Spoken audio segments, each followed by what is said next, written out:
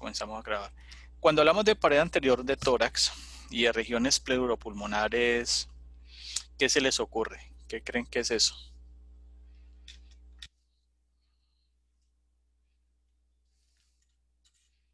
Chicos. Todo lo que tiene que ver con las costillas, los pulmones. Ajá. ¿Qué más? Protección de los pulmones. Protección de pulmones. Bueno, entonces cuando hablamos de pared anterior de tórax, Profe, dime.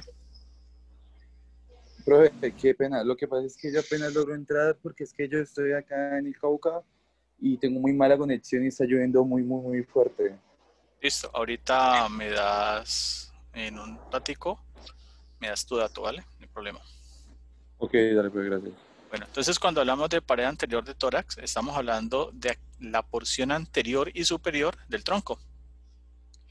Recuerden que el tronco tiene dos partes, una posterior que se llama dorso, o lo que coloquialmente conocemos como la espalda, y una parte anterior que está dividida en dos cavidades.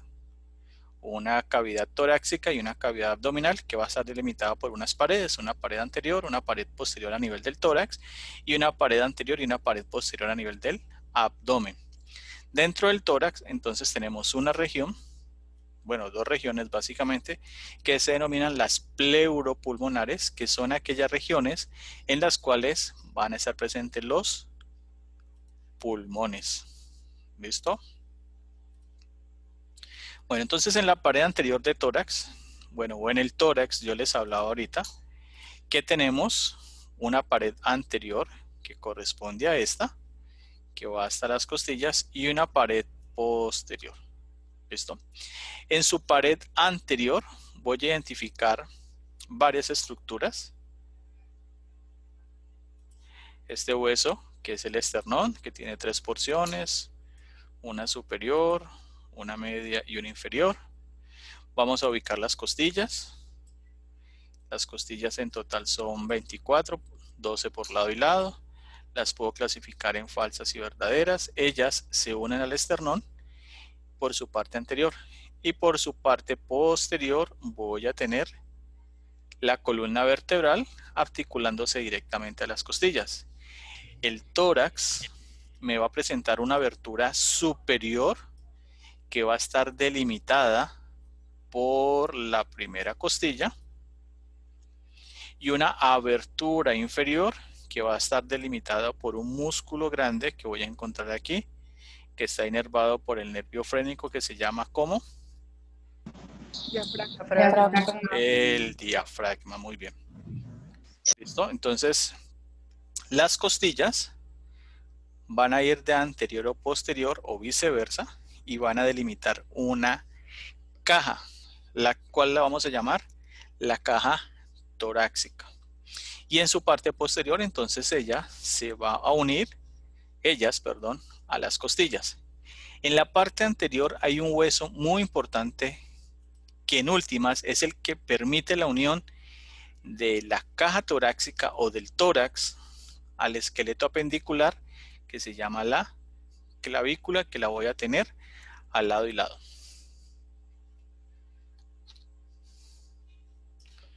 Muy bien. Entonces, a nivel del esternón, él tiene tres estructuras grandes. La primera se llama el manubrio, perdón. La segunda se llama el cuerpo. Y la tercera se llama el apéndice sifoides, o también se le conoce como apófisis o proceso sifoideo. Entonces, ¿cuáles son? Se los presento. Manubrio, cuerpo y apéndice o proceso sifoideo. Entre el manubrio y el cuerpo hay una estructura que es muy relevante, que se llama el ángulo external. Y el ángulo external va a servir como límite o como punto de referencia para la ubicación de la segunda costilla.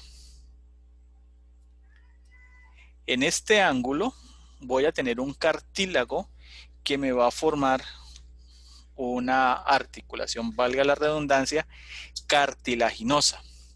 ¿De qué tipo es?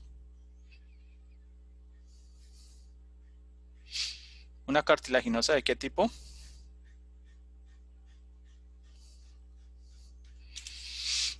Hialina, si no ¿Cómo? me equivoco. Hialina. Es una articulación cartilaginosa, bueno, no hialina, tiene un cartílago hialino, pero se llama una sincondrosis. ¿Listo? Entonces allí yo voy a tener una sincondrosis que está conformada por un cartílago hialino que es rico en agua y por tener esa característica, con el paso del tiempo se puede osificar. Y en la parte inferior voy a tener otra sincondrosis que se llama la sifoesternal. Entonces la primera se llama manubrio esternal, la segunda sifoesternal. Este ángulo puede presentar una alteración. Si está aumentado, se denomina pectum carenatum o pecho de paloma, y si está deprimido se llama pectum excavatum. ¿Listo? En la parte superior del esternón voy a tener algo que se llama las incisuras, y recuerde que las incisuras son estructuras en forma de U que están presentes en un hueso. Entonces esta primera incisura se llama la incisura o escotadura, también la conocen así, pero nosotros la vamos a llamar incisura yugular.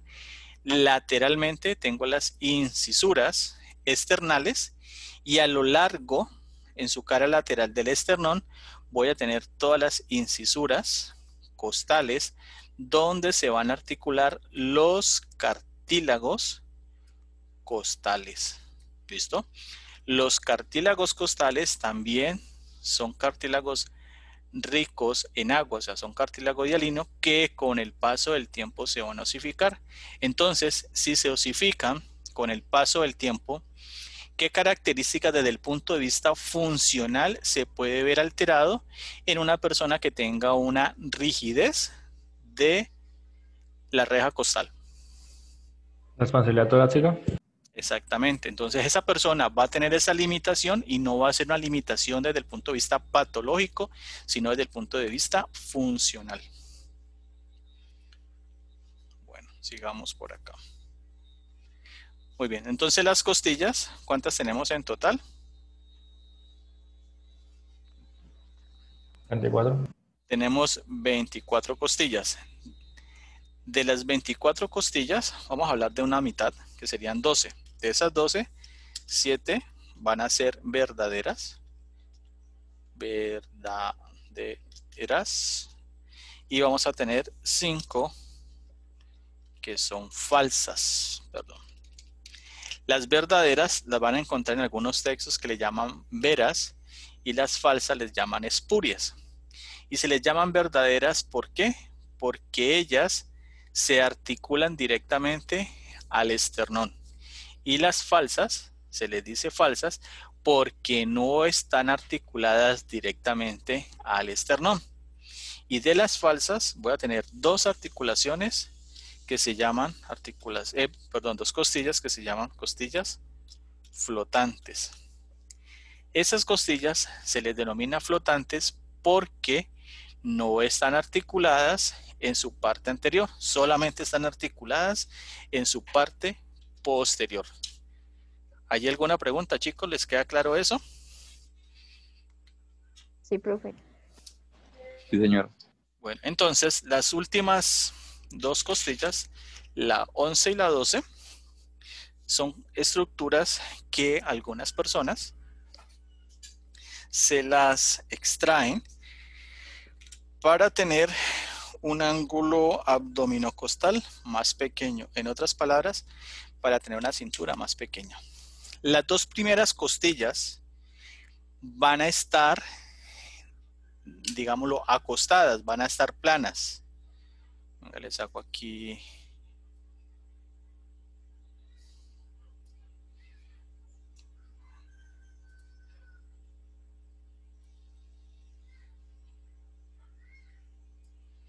Bueno, no me salió aquí o sea, van a estar así, verás.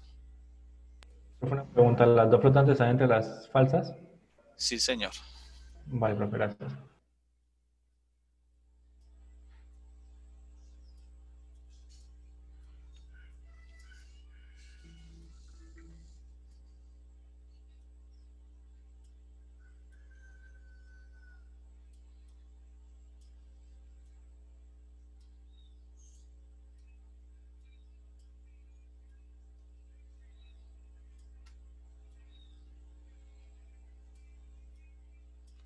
¿Listo? La primera y la segunda costilla van a estar acostadas. ¿Listo? Entonces, ¿qué quiere decir? Que ellas van a tener una cara superior y obviamente una cara inferior. Lo que para la primera costilla y la segunda sería cara superior, para la tercera en adelante sería borde superior. ¿Listo? Entonces aquí tenemos en esta estructura la cara superior y la cara inferior. Están acostadas. De la tercera costilla hacia abajo, pues si la vemos aquí en detalle, mira que está parada. Entonces va a tener un borde superior, que va a ser este. Va a tener un borde inferior, va a tener una cara interna y va a tener una cara externa.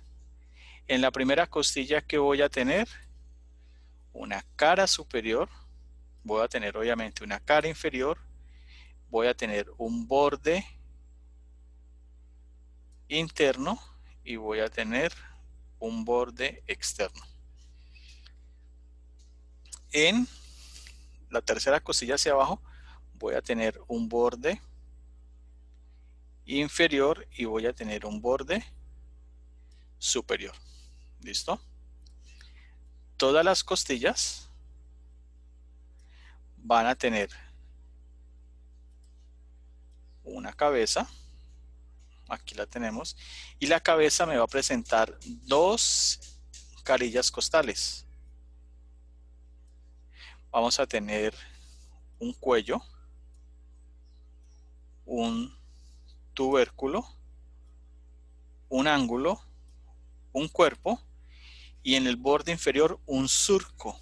Y por ese surco va a pasar un paquete que le llamamos el paquete VAN, donde está la vena, la arteria y el nervio intercostal. Listo.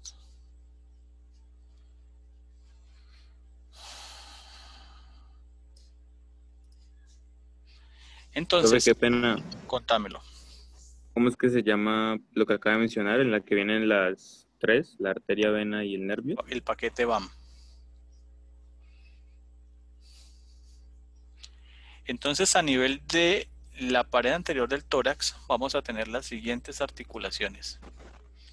Entre la clavícula y el esternón, las articulaciones esternoclaviculares.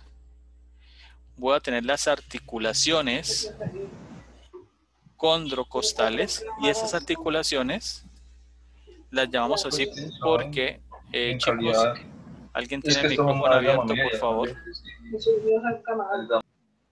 Gracias, Steven.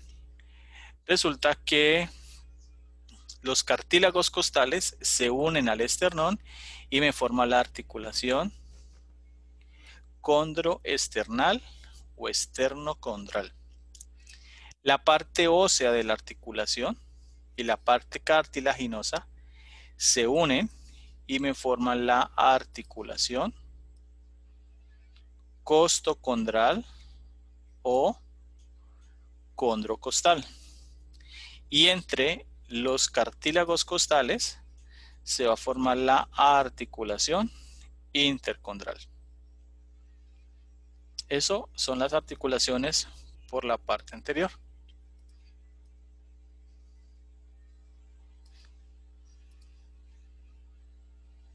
Por la parte posterior, recuerdan que yo les dije que la cabeza tenía dos carillas articulares. Entonces resulta que las costillas se articulan con ¿qué tipo de vértebras? ¿Qué vértebras son estas? Clásicas. Con las vértebras torácicas. Entonces, allí la cabeza de la costilla se articula con esas carillas articulares que veo aquí. Perdón. Con esta carilla articular superior y con esta carilla articular inferior y me forman la articulación que la conocemos con el nombre de articulación de la cabeza de la costilla. Y las costillas, yo les nombré una estructura que se llama el tubérculo, se va a unir con la cara articular que está presente en el proceso transverso de las vértebras torácicas y me van a formar las articulaciones costo-transversales que están aquí.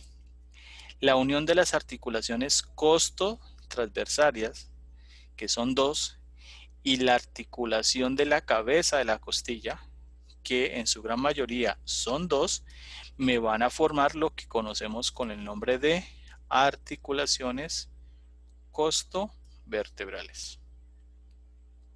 ¿Listo? Volver a repetir, por favor, qué pena. ¿Qué te repito? Lo último que dijiste, lo de la articulación costovertebral, por favor. La articulación costo-transversalia y las dos articulaciones de la cabeza de la costilla se unen, digámoslo así, las agrupo en lo que yo denomino las articulaciones costovertebrales. Gracias. ¿Listo? Bueno, para los que vieron anatomía conmigo, pues esto ya lo saben porque esto lo vimos el semestre pasado. Dentro de la articulación de la cabeza de la costilla, pues voy a tener un ligamento, que aquí lo veo, ligamento intraarticular de la cabeza de la costilla, y voy a tener un ligamento radiado de la cabeza de la costilla. Por eso las costillas son muy estables.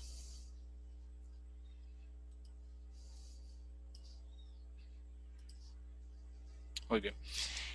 Entre los espacios que dejan las costillas, entonces aquí tengo una costilla, aquí tengo su borde inferior.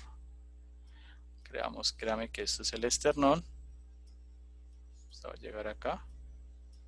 Y acá voy a tener otro espacio, perdón, otra costilla. Y este espacio que voy a ubicar aquí es el espacio que yo le voy a llamar el espacio intercostal. En ese espacio yo voy a ubicar unos músculos. Entonces vamos a hacerlo. Créame que esta es otra costilla.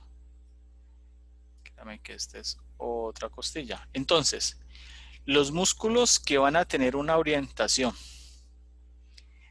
de medial a lateral, aquí, y que van a ir hasta el cartílago costal, en este sentido, le voy a llamar supongamos que este es el cartílago costal. O sea, de aquí para acá es cartílago costal. Bueno, hagámoslo así. Este es el cartílago costal. Entonces los músculos que van de medial a lateral en el espacio comprendido por el cartílago costal se van a llamar los músculos intercostales internos. ¿Qué serían estos músculos que yo veo aquí? Que en la medida que van descendiendo, pues se van haciendo más largos porque el cartílago costal va a ser más largo. En este mismo espacio, pero en sentido contrario, voy a tener unos músculos que se llaman los músculos intercostales externos. Estos músculos van en el sentido contrario al músculo intercostal interno. Entonces aquí los tengo. Músculos intercostales externos, o sea, ellos van desde el cartílago costal hacia la parte posterior. Y en el mismo sentido del músculo intercostal interno, pero dentro de la cavidad, asumamos pues de que esto va así, y aquí pues tendría el cuerpo de la vértebra, el proceso transverso, etcétera. Créame que esto va así. En el mismo sentido, voy a tener unos músculos que se van a llamar intercostales íntimos, o sea que sus fibras van con la orientación de medial a lateral, similares a los de los músculos intercostales internos, y por eso le llamamos intercostales íntimos. ¿Comprenden esa diferencia, chicos? Profe, ¿cómo así lo de los intercostales íntimos? ¿Me lo puedes volver a repetir? María del Mar, ¿vos me estás preguntando eso? Sí, por favor, profesor. Ay, María del Mar. Entonces, ponle aquí. Aquí viene. Listo. Acá vendría la otra vértebra. Entonces aquí viene la costilla y haría esto. Y acá vendría y haría esto. Esta parte de aquí sería la parte interna. Entonces el músculo intercostal íntimo va a ir de medial a lateral. Va a ir en ese sentido.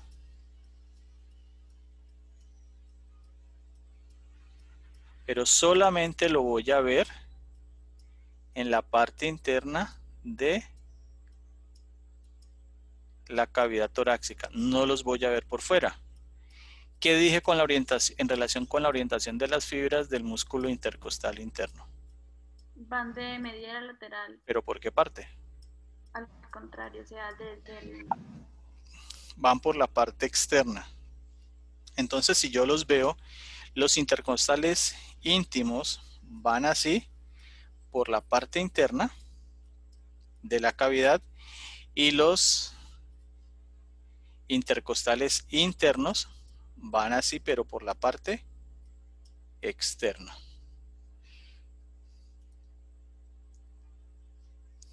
¿Listo? Bueno, entonces esa es la diferencia de la ubicación entre el intercostal interno y el intercostal íntimo. En la primera y la Profe, segunda... una pregunta. Dime. Dímelo. ¿El intercostal íntimo qué función cumple? Hace parte de los músculos de la respiración. Ahorita los miramos. Ah, vale. Entonces resulta que en la primera y la segunda costilla yo voy a tener la inserción de dos músculos que los voy a ubicar en la región lateral del cuello. ¿Cómo se llaman esos músculos? Aquí tengo Los uno, escalenos. aquí tengo el otro y aquí tengo el otro. Escaleno anterior y medio se insertan en la primera costilla, el escaleno posterior se inserta en la segunda costilla y se consideran músculos accesorios en la respiración. Muy bien.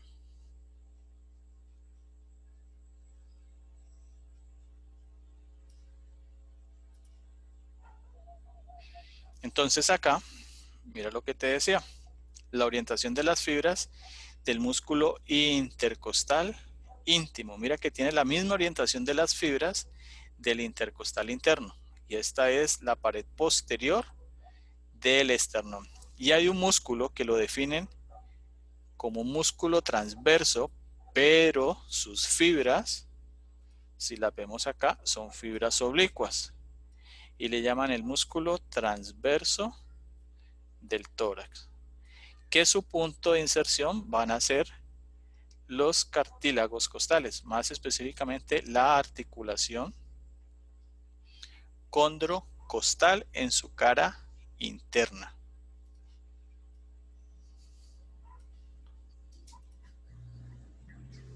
Muy bien, entonces los músculos intercostales, ¿para qué nos sirven? Esos músculos hacen parte de los movimientos de la respiración.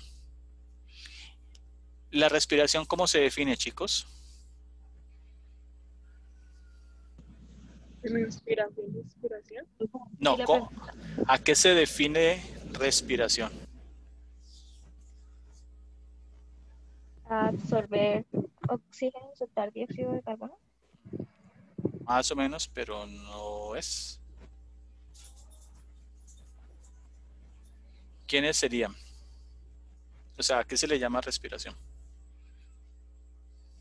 A la Al entrada y conjunto salida de movimientos, aire. ¿Cómo? al conjunto de movimientos que realiza el tórax para pues obtener oxígeno y botar los productos de desecho. A eso se le llama frecuencia respiratoria. ¿Qué es respiración? Es el intercambio gaseoso que tiene el pulmón. Es el intercambio gaseoso que se da entre el medio externo y el medio interno. ¿Listo? Cuando nosotros inhalamos, entonces la respiración va a tener dos movimientos. Uno que se llama inhalación y otro que se llama perdón. Se me olvidó. Exhalación. Sí, pero párate así. Con Sí. X, no, profe. Con X, H. Ya. No, H. Sí, ya, gracias. Exhalación. O lo que conocemos como inspiración. Perdón. Inspiración y expiración.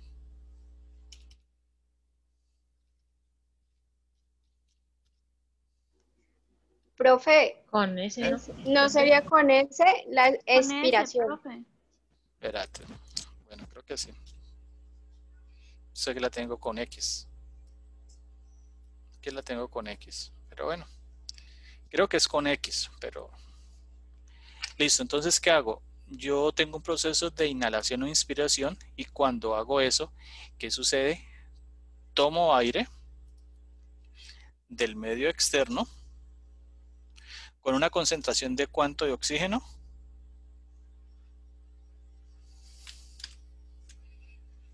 ¿21%? 21%. 21% de FiO2. ¿Listo? De oxígeno. Entonces ingresa. Y cuando ingresa, entonces voy a tener unos músculos que son músculos que tienen que ver con la respiración. O sea, son músculos, unos que van a ser accesorios, lo que nosotros llamamos agonistas, y otros que serían sus sinergistas. Entonces, los agonistas, ¿quiénes serían? Los músculos intercostales externos. Estos músculos, entonces, ¿qué permiten? Elevan las costillas para aumentar el diámetro longitudinal del pulmón. La parte intercondral de los músculos intercostales internos. Estos músculos también permiten que las costillas se eleven y el diafragma también hace ese movimiento. El diafragma sobre las costillas, ¿qué hacen? ¿La elevan o la deprimen?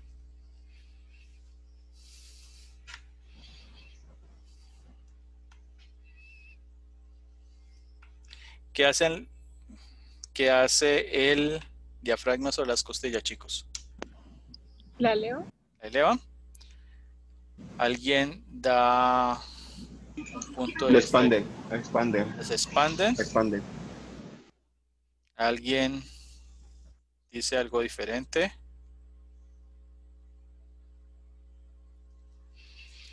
Resulta que el diafragma es un músculo que tiene una forma de sombrilla y tiene un origen en esta parte y va a tener una inserción acá. ¿A qué le llamo una contracción isotónica concéntrica? Cuando ¿qué se acerca a qué? Este es el origen. ¿Quién se acerca a quién? El músculo se acerca al origen. No, señora. Y viene igual. No, el músculo no. El músculo tiene una parte que se llama ¿cómo?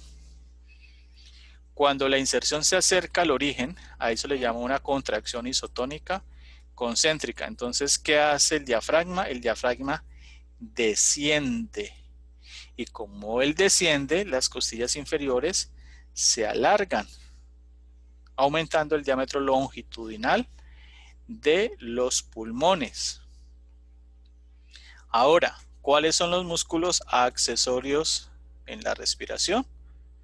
Entonces tengo el esternocleidomastoideo, porque él se inserta en el esternón y en la clavícula, y voy a tener los escalenos medio, anterior y posterior. ¿Listo? O sea que los músculos responsables de la inhalación o inspiración van a ser los intercostales externos, los intercostales internos y los escalenos, diafragma y esternocleidomastoideo. Los principales, o sea, los agonistas en la respiración: intercostal externo, porción intercondral de los músculos intercostales internos y el diafragma. Sinergistas o accesorios: esternocleidomastoideo, escaleno anterior, medio y posterior. Ahora, ¿quiénes son los responsables de los movimientos de exhalación o expiración? Entonces van a ser Diafragma. el diafragma, porque el diafragma, él empuja cuando se relaja. Entonces él vuelve a esta posición. Recuerde que sobre el diafragma está la porción basal de los pulmones. Entonces empuja. Y voy a tener otros músculos. La parte intercostal de los músculos intercostales internos, que son los que van a estar allí. Los músculos de la pared anterior del abdomen, recto del abdomen, el oblicuo externo, el oblicuo interno y el transverso del abdomen. Que estos músculos son los músculos de la pared anterior del abdomen, que se conocen como músculos anchos del abdomen. ¿Hasta allí vamos bien? Sí, profe. Bueno. En fisiología, ¿por qué parte van? Por sistema respiratorio, profe. Ah, bueno, entonces vamos bien. Muy bien, ¿quién irriga el tórax? Entonces el tórax va a estar irrigado por una arteria, que es una rama de la subclavia, que se llama la arteria torácica interna, que en algunos textos la van a llamar la arteria mamaria interna.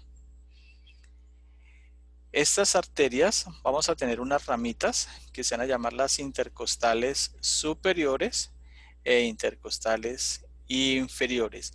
Y las intercostales superiores son las que van a formar el paquete van. ¿Por qué son las superiores? Porque ellas van a pasar por el borde inferior de las costillas, donde está el surco. O sea que las arterias intercostales superiores son las que, anteriores superiores, y va a tener las posteriores superiores, son las responsables de pasar por el paquete BAM. Las arterias intercostales posteriores van a ser ramas de la aorta descendente o la aorta torácica. Y ellas también van a pasar por el borde superior, por el borde inferior de las costillas, formándome el paquete BAM. Muy bien, aquí vemos el esquema. Entonces, ¿qué son? Dime. ¿Podría repetir, por favor, lo que dijo anteriormente? Anteriormente, ¿en qué parte? De las ramas de la arteria, las intercostales, por favor. La anterior diapositiva. ¿Antes de esta? No, profe, esa. ¿Esta? ¿Qué no entendiste de aquí? No, profe, la siguiente. A ver, pues, ubíquese, mujer. ¿Esta? Sí, esa. ¿Esta estructura cómo se llama?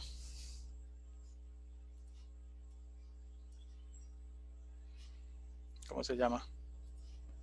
La aorta La presento. descendente. Aorta torácica o aorta descendente. Esta arteria es la que me va a dar las arterias intercostales posteriores. Míralas. Entonces voy a tener unas intercostales posteriores para el primer y segundo espacio intercostal, que se conoce como arteria intercostal suprema. Luego la intercostal posterior derecha y ya voy a tener las intercostales posteriores. Pero estas son ramas de la aorta torácica o aorta descendente. Entonces, estas arterias, recuerda que se van a ubicar en qué borde de la costilla, en el borde superior o en el borde inferior.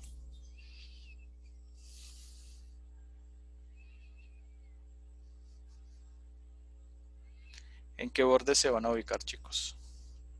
¿En el inferior? En el borde inferior. ¿Listo? ¿Te quedó claro, mujer? Sí, profe, gracias. Entonces, ¿quién inerva los músculos intercostales?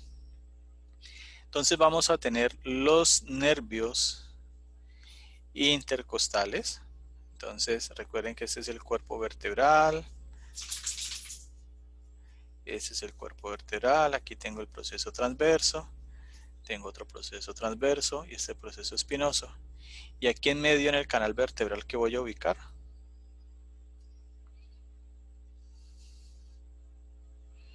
¿Cómo se llama esto que señalé aquí? ¿Cómo?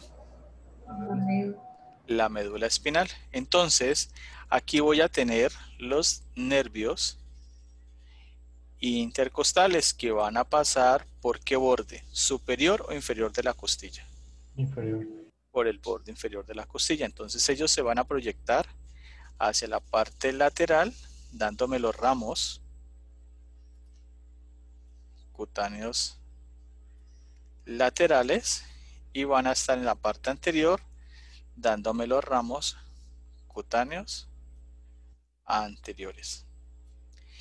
Y la parte dorsal de ese nervio se va a proyectar hacia la parte posterior. ¿Listo? Entonces salen de aquí del nervio intercostal, su parte anterior y su rama posterior.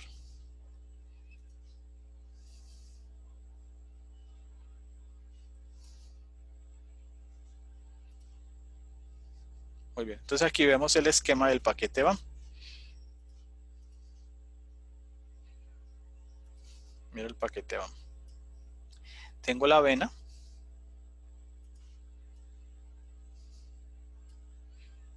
La arteria. Y voy a tener el nervio. Y están pasando por el surco intercostal. Y aquí tengo los músculos. Intercostal externo. Intercostal interno. Y acá voy a tener el intercostal íntimo. ¿Sí ven la orientación de las fibras? ¿Sí ven aquí el esquema, chicos? Sí, profe. Sí, profe.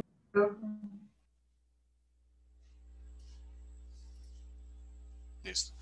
Entonces, en la parte inferior del tórax tengo un músculo que se llama el diafragma. El diafragma es un músculo que me divide las dos cavidades, la cavidad torácica y la cavidad abdominal. El diafragma va a tener unos orígenes que van a ser externales a través de los pilares, pilar derecho y pilar izquierdo. Va a tener unos orígenes en el esternón y unos orígenes en las costillas. Entonces, estos orígenes van a estar estabilizados por unos ligamentos. El diafragma presenta unos espacios que va a permitir la comunicación de estructuras que vienen de la cavidad abdominal a la cavidad torácica. ¿Cómo se llaman esos espacios? Este es uno. este es otro y este es otro. ¿Cómo se llaman esos?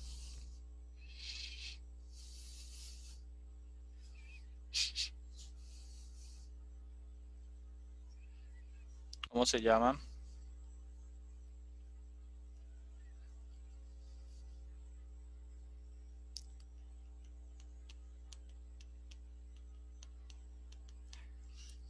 Si por ese espacio pasa más de una estructura, a eso le llamamos hiato. Entonces voy a tener el que estoy señalando, el hiato esofágico, porque pasa el esófago y los troncovagales. Si son los troncovagales, ¿qué par craneal está pasando por ahí? Décimo. El 10º par craneal. ¿Listo? Entonces, pongámoslo aquí. Voy a tener el hiato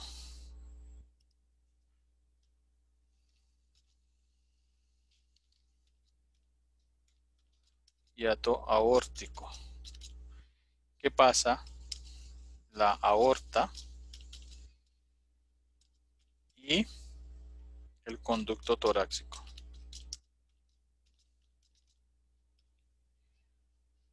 Y voy a tener este otro orificio que veo acá.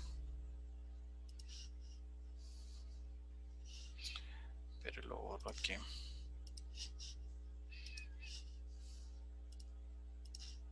Este, que se llama el orificio para la vena cava inferior. ¿Listo? Entonces estas son las estructuras que yo voy a encontrar aquí. Voy a tener dos hiatos y un orificio. El hiato que delimita la aorta, en su parte superior va a presentar un ligamento que se llama el ligamento arcuado medio.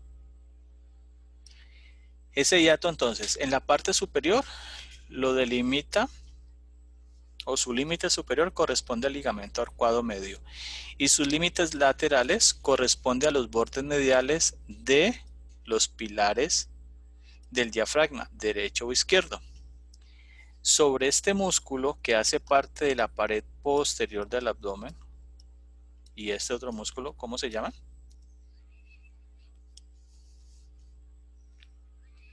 ¿El psoas? Este se llama el psoas mayor y este se llama ¿cómo? ¿Este cómo se llama? El lumbar.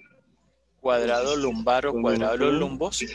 Voy a tener estos dos ligamentos que se denominan ligamento arcuado medial para el lado derecho y para el lado izquierdo, y el ligamento arcuado lateral tanto para el lado derecho para el lado izquierdo.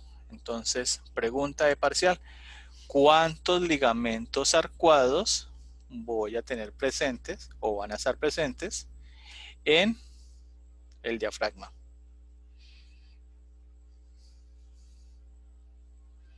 Profe, ¿los mediales cómo se forman? ¿Por los pilares del diafragma? Por los bordes mediales del pilar del diafragma, de los pilares derecho e izquierdo. ¿Cuántos ligamentos arcuados voy a tener? 3. ¿Quién da más? 5. 6. 5. Yo tengo uno medio, Sí. 2 laterales y 2 mediales. Y esta es la vista inferior del diafragma. En la vista superior yo voy a tener lo que denominamos como el centro tendinoso del diafragma, que es este punto, donde sus fibras convergen formando unas estructuras que se llaman los foliolos, derecho e izquierdo, que van a estar relacionados con las caras basales o las caras diafragmáticas o caras inferiores de los pulmones derecho e izquierdo respectivamente, y el foliolo anterior va a estar relacionado directamente con el pericardio fibroso, que es aquel tejido epitelial de revestimiento que cubre al corazón.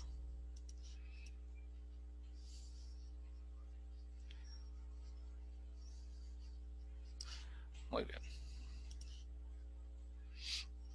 Entonces, el diafragma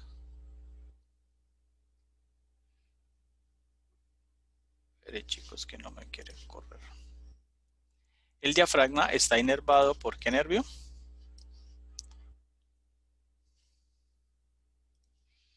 Por el nervio frénico. Este nervio se forma ¿de dónde? Camilo, ¿ya llegaste? Bueno, ¿de dónde se forma?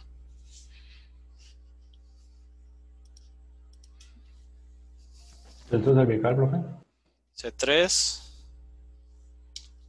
C4, que es plexo cervical, y C5, que hace parte de ¿qué plexo? El plexo braquial. Entonces él desciende anterior ¿a qué músculo? Que se inserta en la primera costilla, que es un músculo sinergista en los movimientos inspiratorios. El esternocleido anterior. El escaleno anterior. Entonces él desciende, pasa lateral al pericardio, me va a dar unas ramas que las denomino las ramas pericardiofrénicas. Aquí lo tengo, y él se va a unir al diafragma. Entonces dicen que cuando el nervio frénico se irrita, hay una contracción voluntaria involuntaria a nivel del diafragma. A eso le llamamos hipo. Y cuando el nervio frénico se secciona, se corta por algún procedimiento quirúrgico, por algún accidente, la parte del diafragma inervado por ese nervio no se va a poder contraer, y eso genera algo que llamamos una disnea o dificultad respiratoria. ¿Puede repetirme eso último, por favor? ¿Qué? Lo de la disnea respiratoria. Una disnea es una dificultad respiratoria que puede ser el producto de una sección o corte del nervio frénico, y la parte del diafragma que es inervado por esta porción del frénico que ha sido cortada, pues no se va a poder contraer, y por ende va a haber una dificultad respiratoria. Listo, profe, gracias. Dale, muy bien. Entonces, ¿eso es un corte de qué tipo, chicos?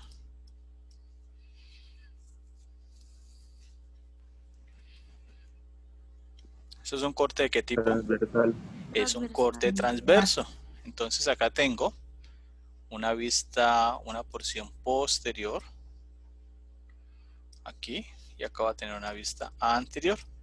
Entonces en ella vamos a encontrar dos espacios que los denominamos los regiones, bueno, coloquémoslo en un color más vistoso, las regiones pleuropulmonares, que aquí será la pleuropulmonar derecha, y aquí tengo la región pleuropulmonar izquierda. ¿Listo? Que medialmente me van a delimitar un espacio que lo voy a conocer con el nombre de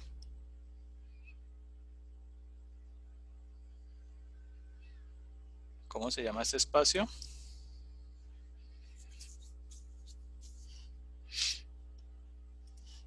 Se llama mediastino.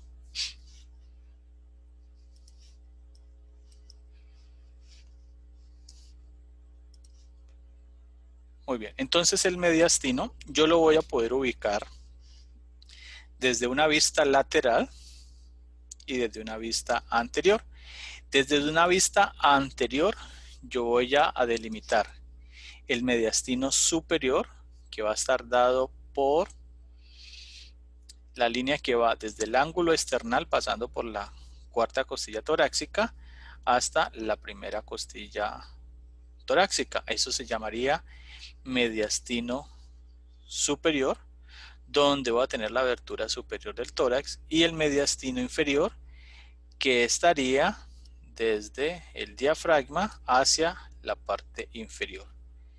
Ahora, si me voy a ir hacia una vista lateral, voy a tener un mediastino anterior que va a estar delimitado por la cara externo costal del corazón en relación con el esternón, la parte posterior del corazón con los cuerpos vertebrales de vértebras torácicas. A esto le llamaría el mediastino posterior, y entre estos dos espacios tendría lo que conocemos con el nombre de mediastino medio, que es el espacio donde está el corazón o pericardio.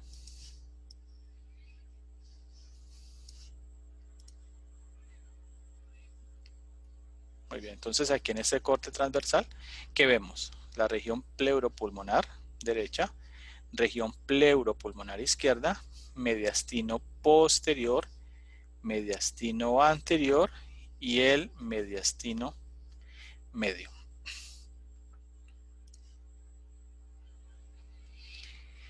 En los mediastinos, ¿qué voy a ubicar? Pues los pulmones. Entonces los pulmones, recuerden que son dos estructuras, tienen un tejido esponjoso. ¿Qué significa eso? Que permite expandirse, o sea, no es un tejido fibroso denso, es un tejido fibroso elástico porque permite aumentar.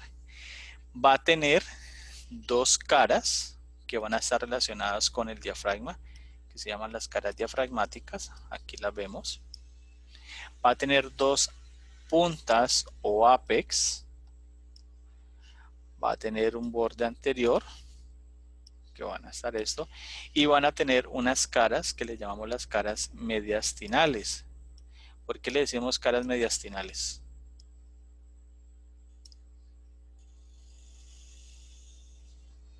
¿Conectan con el corazón? Porque están relacionadas con el, porque van a delimitar lo que conocemos con el nombre de mediastino medio. Los pulmones, tanto el derecho como el izquierdo, van a estar divididos en algo que llamamos lobos o lóbulos. Y estos lobos o lóbulos, su división corresponde a unas fisuras. Entonces tengo la fisura oblicua, que en el caso del pulmón derecho me va a delimitar, perdón, la oblicua hasta acá, me delimita el lobo superior del lobo inferior, y voy a tener una fisura, cambiémosla aquí de color, que se llama la fisura horizontal, que me va a delimitar el lobo superior del lobo medio. En el pulmón izquierdo voy a tener la fisura oblicua, que es esta, que me va a delimitar el lobo superior del lobo inferior. En su punto medio vamos a tener algo que conocemos como el ilio o pedículo pulmonar, y en ese ilio pedículo voy a ubicar las siguientes estructuras: los bronquios principales, las arterias pulmonares y las venas pulmonares. ¿Listo? Y aquí vamos a tener lo que encontramos con el nombre de la raíz. Y en la parte inferior, tanto el pulmón derecho como el pulmón izquierdo, vamos a tener lo que conocemos con el nombre de la impresión cardíaca, que va a ser mayor al lado izquierdo que en el lado derecho. En el lado izquierdo tengo una saliente que hace parte del lobo superior, que corresponde a la língula, que sería lo que en el pulmón derecho corresponde al lobo medio, que sería este. ¿Listo?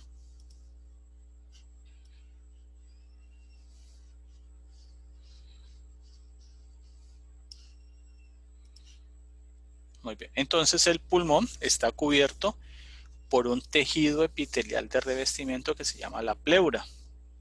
Entonces la pleura va a tener dos láminas.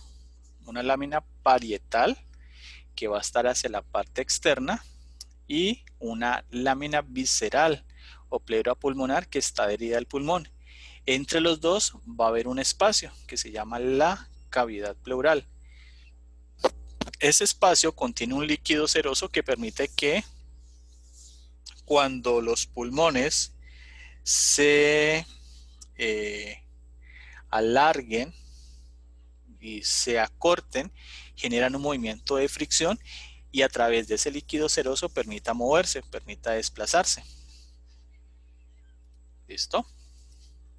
Bueno, entonces el pulmón, a través de su pleura, voy a tener unos espacios que me van a dejar ella entre el tejido y las estructuras adyacentes a él. Entonces en la parte superior del pulmón voy a encontrar la pleura pulmonar sobre el ápex y le llamo la cúpula pleural.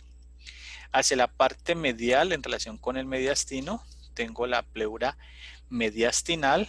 Hacia la parte inferior, en relación con el diafragma, tengo la pleura diafragmática, y en relación con las costillas tengo la pleura costal. ¿Listo? Muy bien, aquí vemos el mismo esquema. Entonces, hacia la parte superior tengo, la cúpula pleural, donde tengo el ápex pulmonar. La pleura mediastinal me va a generar un espacio en relación con el pulmón y a esto le llamo el receso costomediastinal. ¿Qué significa eso? Que el pulmón en su parte anterior y medial puede llegar a cubrir este espacio, y en la parte inferior tengo este otro espacio que le llamo el receso costodiafragmático, que es el espacio hacia donde el pulmón puede llegar en su parte inferior. Aquí vemos una placa. Entonces el número 1 corresponde a ¿qué? La cúpula pleural. La 2, la pleura costal. La 3, pleura mediastinal.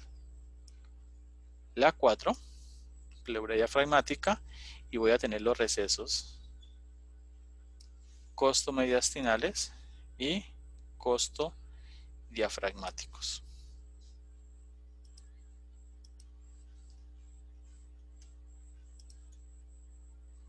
Entonces, en esos espacios de la cavidad pleural se pueden presentar tres cosas.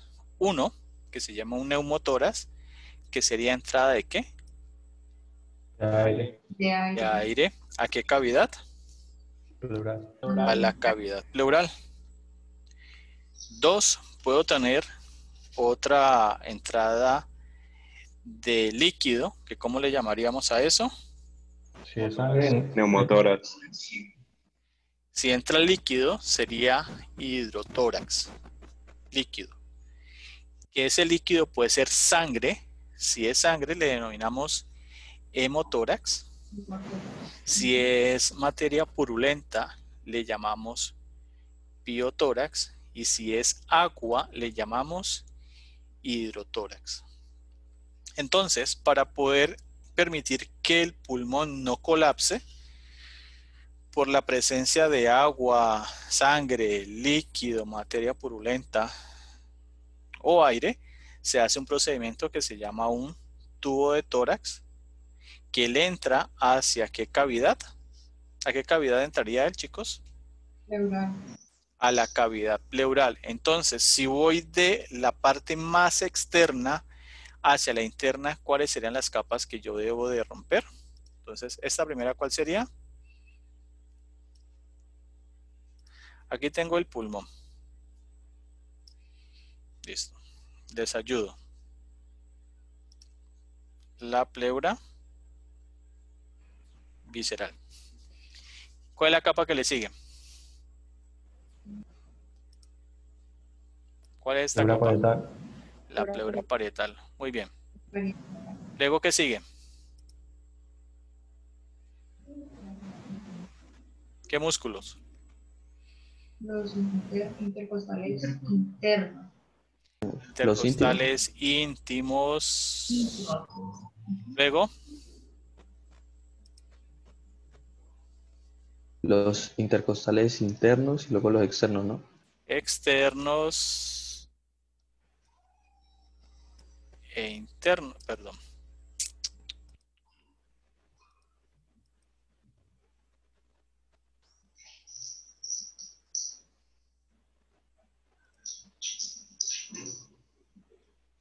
Externos e internos. ¿Y esta última parte cuál sería?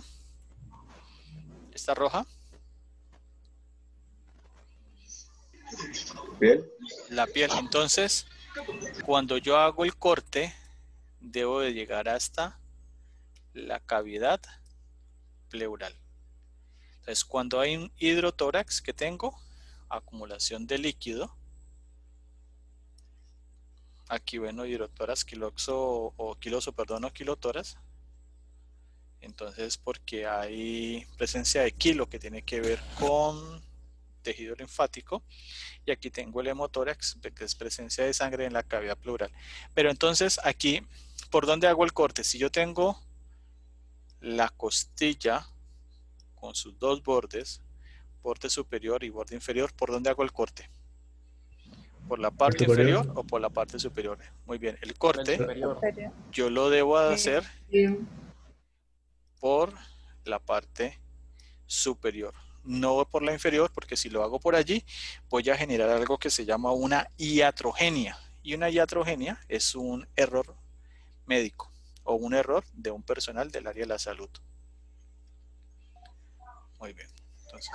Profe, pregunta, entonces la paracentesis y el tubo a tórax, ¿cuándo es recomendable hacerlo? Bueno, cuando vos tenés un paciente con dificultad respiratoria, que ves que su compromiso ventilatorio se ve afectado y estás en hacer un tubo de tórax o una toracocentesis, pues vos lo haces solamente si estás en condiciones de poder garantizar la asepsia adecuada. Ahora, si tenés un neumotórax, atención, vos ubicás segundo o tercer espacio intercostal con línea paraesternal, bien sea derecha e izquierda, y metes un catéter hasta la cavidad pleural para generar una paracentesis. Pero si vas a hacer una toracocentesis, pues ya el procedimiento sería diferente. Ahí lo que estaría buscando es evitar un colapso del pulmón.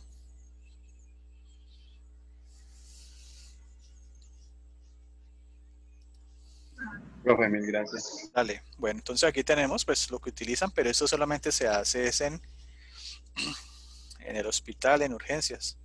Por ejemplo, los que están aquí, que son en urgencias, pues tienen mucha más experiencia que yo en ese sentido. Entonces aquí tenemos, si es un drenaje, la paracentesis, los espacios intercostales, donde se puede hacer la descompresión, y aquí cuando se hace la toracocentesis o el tubo de tórax, que se entra, se corta y se sigue todo el protocolo adecuado. Lo mismo, entonces, el ejercicio que hablamos de ahorita, mire que rompo piel, músculos y llego hasta la cavidad pleural. Esto correspondería a la pleura visceral y esto sería la pleura parietal. Muy bien, entonces ya pasamos a los bronquios. Entonces, los bronquios corresponden a la división de una estructura que se llama la tráquea. ¿Y la tráquea, la continuación de qué estructura del sistema respiratorio? La laringe. La laringe. Entonces, la tráquea va a estar conformada por cartílagos traqueales en forma de C invertida. ¿Qué significa eso? Que hacia su parte posterior hay un espacio, y ese espacio va a tener una membrana que se llama la membrana esofágica, que va a estar relacionada con una estructura que es la continuación de la faringe, que sería el esófago.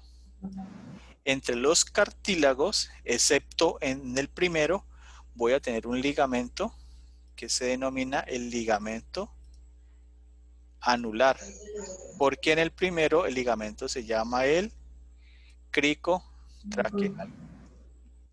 Él desciende, la tráquea se ubica hacia el lado derecho, va a presentar un cartílago, que yo pues jocosamente le digo que se parece al calzoncillo Superman, que es este, que se llama la carina, y me divide la tráquea en dos bronquios principales.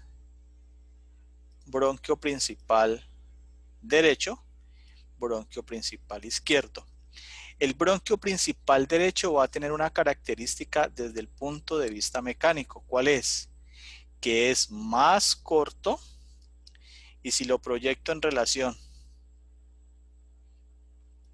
con esta línea, que sería la línea media, mire que su ángulo es más recto. Mira el espacio que hay aquí. A diferencia del bronquio principal izquierdo, que es más largo y horizontal, y el ángulo que me forma,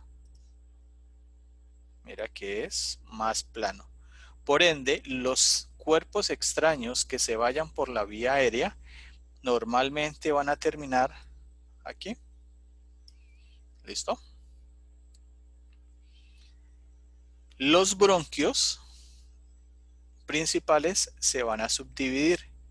La primera división van a ser los bronquios lobares, que para el pulmón derecho van a ser 3, para el pulmón izquierdo van a ser 2, y luego se van a subdividir en bronquios segmentales.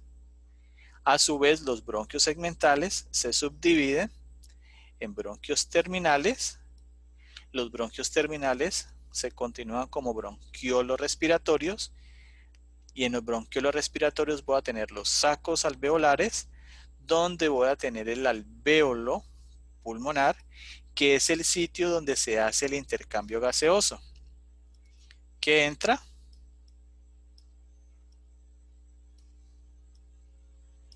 Oxígeno. ¿Y qué sale?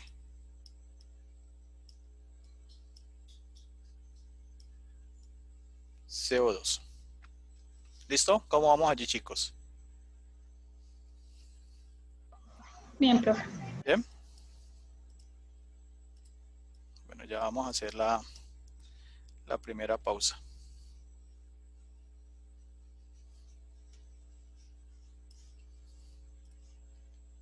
Entonces, los bronquios segmentales se van a dividir en cada lobo. Entonces yo voy a tener unos bronquios segmentales para el lobo superior, unos bronquios segmentales para el lobo medio y unos bronquios segmentales para el lobo inferior. Recuerden que el pulmón derecho tiene 3 lobos. El pulmón izquierdo apenas tiene 2 lobos, un lobo superior y un lobo inferior. Sin embargo, a la altura del bronquio lobar superior tengo una porción que se llama la lingular. Entonces hablo de los bronquios segmentales lingulares. Entonces vamos a los del bronquio lobar superior. Entonces tengo bronquio segmental apical, aquí no sería apico posterior, sino sería apical. Tengo el bronquio lobar segmental posterior, bronquio lobar segmental anterior.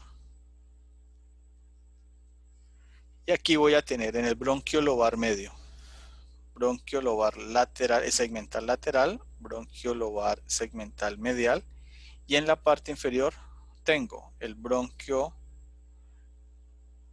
segmental basal medial, bronquio segmental basal posterior, bronquio segmental basal lateral y bronquio segmental basal anterior. Ahora nos vamos a los del lado izquierdo. Lobo superior. Tengo ápico posterior, apical. Ya en la porción lingular, lingular superior, lingular inferior, y me voy a la parte basal. Segmental basal medial, segmental basal posterior, segmental basal anterior. Entonces aquí ya veo el esquema de cómo están ubicados ellos. Esta sería una vista anterior y esta sería una vista medial. ¿Este qué pulmón es? ¿De qué lado?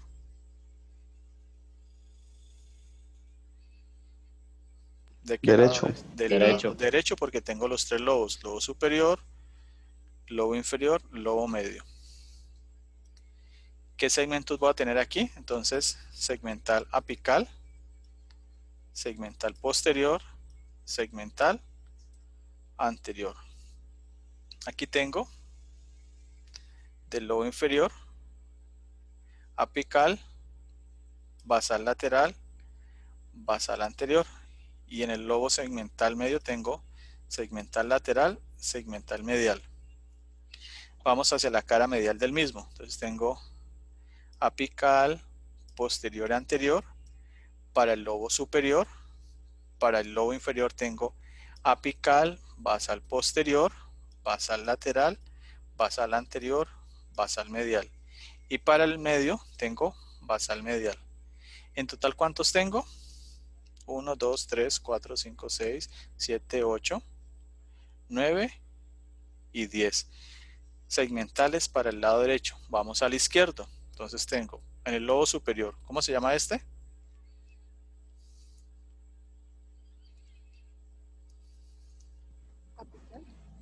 Ápico posterior, porque apical sería la mayúscula y la P minúscula. Ápico posterior, o sea, sería hacia arriba y atrás. Tengo el Anterior. anterior. Este sería. ¿Cuál sería este? Lateral segmental. No, este sería lingular. Mira que está la língula. Lingular superior. Lateral segmental. Lingular, no, sería superior. Okay. lingular superior y lingular inferior. Lobo inferior, apical, segmental apical, segmental basal anterior, segmental basal lateral. Vamos a la cara medial. Tengo lobo superior, apical, perdón, anterior, apical, perdón, ápico posterior. Vamos al lobo inferior. Tengo basal medial, basal lateral, basal posterior y basal apical. Y en el lingular, ¿cómo serían estos? Lingular superior y lingular inferior. Lingular superior y lingular inferior. ¿Listo? Bueno, entonces, ¿cómo es la circulación intrapulmonar? Entonces a él me llega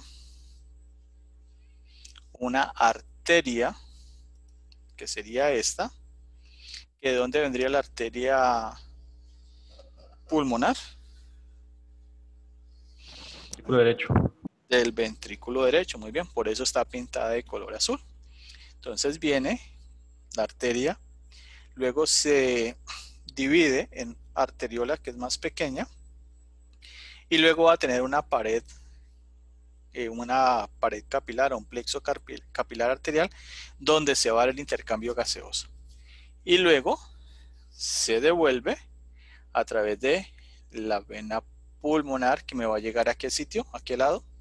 Aurícula izquierda. Ahí, aurícula izquierda.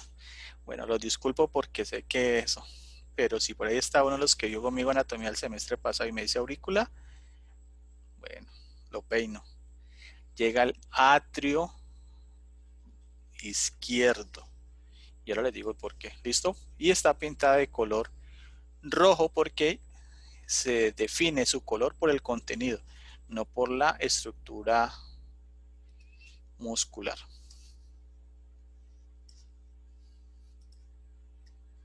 ¿Listo? Entonces a nivel del pulmón vamos a tener un drenaje linfático que me van a llegar a los troncos broncomediastinales que van a estar acá en la parte superior, y entonces el drenaje lo voy a dar a nivel de los pulmones, los nodos pulmonares en la parte inferior, tengo los nodos broncopulmonares en la parte media, tengo los nodos traqueales que son paralelos a la tráquea, y en la parte superior los nodos cervicales profundos y los troncos broncomediastinales. Y aquí entonces veo la distribución de los el tejido linfático a nivel de la parte superior. Entonces serían los paraesternales, los cervicales, aquí tendría los broncopulmonares y en la parte inferior los pulmonares. Bueno, chicos, entonces con esto. Profe,